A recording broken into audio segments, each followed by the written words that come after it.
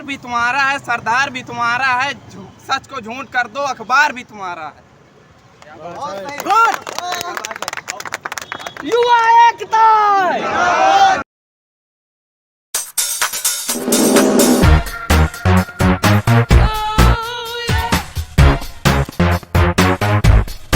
Sir भी तुम्हारा है, सरदार भी तुम्हारा है, सच को झूठ कर दो, अखबार भी तुम्हारा है।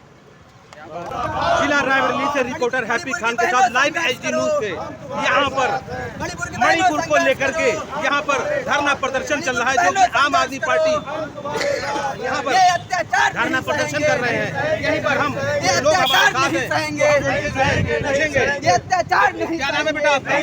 मोटी भारती नेम है। आज किस बात को लेकर धरना दिया हुआ है? मैं इस बात को लेकर धरना दिया हूँ कि मणिपुर जल रहा है और मोदी सो रहा है। मोदी सो रहा है? जी, सो रहा है।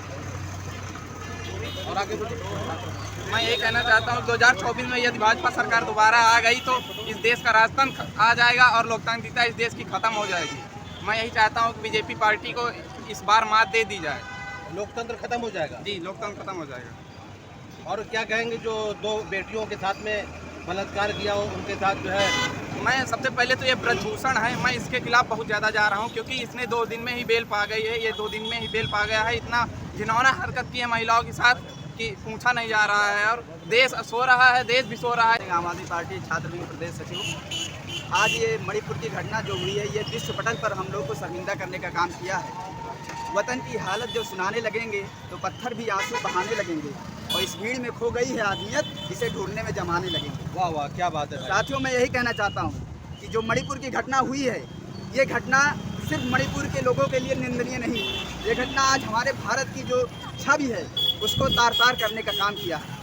मैं मोदी जी जो 36 सेकंड के वीडियो में आते हैं, अपनी सहानुभूति देते हैं, घड़ियाली आंसू बहाते हैं और 2 महीने से मणिपुर चल रहा था, लेकिन मोदी जी को एक भी दिन 1 मिनट बोलने के लिए इस पर टाइम नहीं मिला। लेकिन आज जब भारत का न्यायाधीश इस मामले में हस्तक्षेप करने लगा तो प्रधानमंत्री जी को एक 36 सेकंड का घड़ियाली आंसू बहाकर बाइट देने का काम करे हैं। लेकिन इससे मणिपुर की जनता ये समझ चुकी है कि ये सब सोची समझी एक राजनीति है और मणिपुर के 2 समुदायों को आपस में लड़ाने की राजनीति जो बीजेपी की आज से नहीं युगों युगों से चली आ रही है, बीजेपी की एक राजनीति रही है कि 2 समुदायों को आपस में लड़ाकर अपनी राजनीतिक रोटी सेकी जाए। मैं भारत के न्यायाधीश से, सुप्रीम कोर्ट से ये गुजारिश करना चाहता हूँ कि इस पर दोषियों को कड़ी से कड़ी सज़ा दी जाए और दोषियों पर ऐसी सज़ा दी जाए कि भारत में आने वाला समय जो हो उसमें कभी भी इस प्रकार के अत्याचार भविष्य में कभी ना हो। दादा, अपना परिचय बता दीजिए और किस विषय पर आज यहाँ पर जो है आपने शहीद चौक पर धरना दिया है?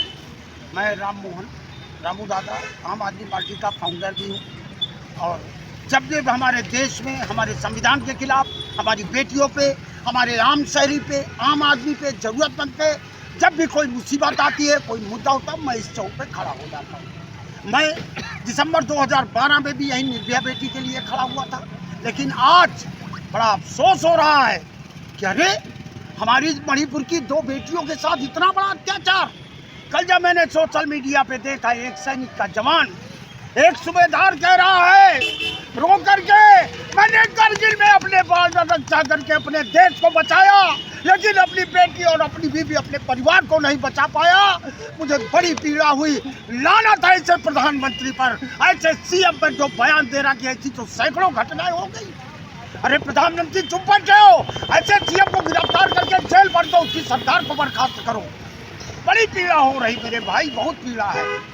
इसलिए हम नेताजी सुभाष चंद्र बोस, भगत सिंह, सुखदेव, राजगुरु के मानने वाले लोग हैं।